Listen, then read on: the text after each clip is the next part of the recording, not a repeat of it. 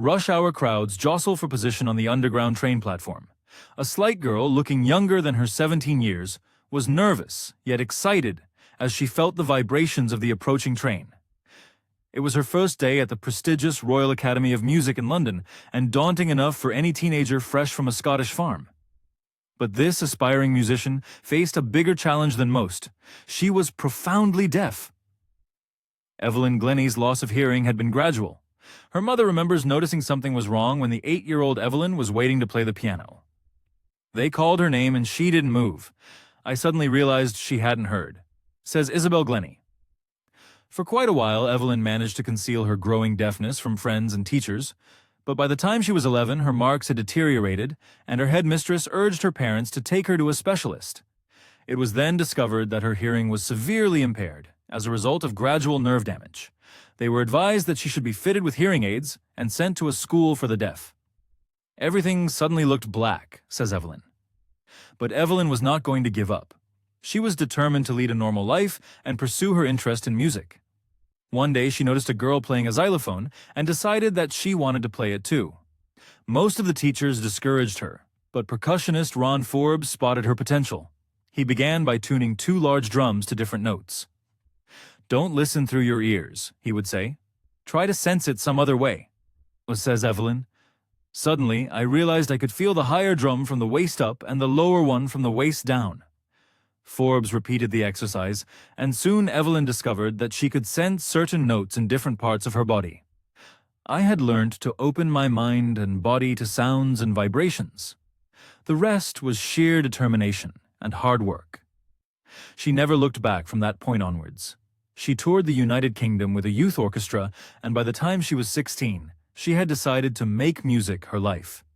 She auditioned for the Royal Academy of Music and scored one of the highest marks in the history of the Academy. She gradually moved from orchestral work to solo performances. At the end of her 3-year course, she had captured most of the top awards. And for all this, Evelyn won't accept any hint of heroic achievement. "If you work hard and know where you are going, you'll get there." And she got right to the top. The world's most sought-after multi-percussionist with a mastery of some 1,000 instruments and hectic international schedule. It is intriguing to watch Evelyn function so effortlessly without hearing. In our 2-hour discussion, she never missed a word. "Men with bushy beards give me trouble," she laughed. "It is not just watching the lips, it's the whole face, especially the eyes." She speaks flawlessly with a Scottish lilt. "My speech is clear because I could hear till I was 11, she says. But that doesn't explain how she managed to learn French and master basic Japanese. "As for music," she explains, "it pours in through every part of my body. It tingles in the skin, my cheekbones, and even in my hair.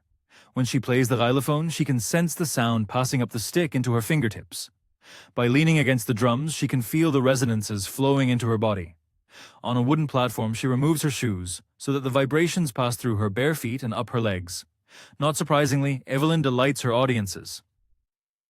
In 1991, she was presented with the Royal Philharmonic Society's prestigious Soloist of the Year award.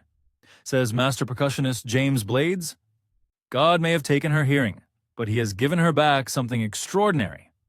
What we hear, she feels far more deeply than any of us. That is why she expresses music so beautifully." Evelyn confesses that she is something of a workaholic. "I've just got to work, often harder than classical musicians, but the rewards are enormous." Apart from the regular concerts, Evelyn also gives free concerts in prisons and hospitals. She also gives high priority to classes for young musicians.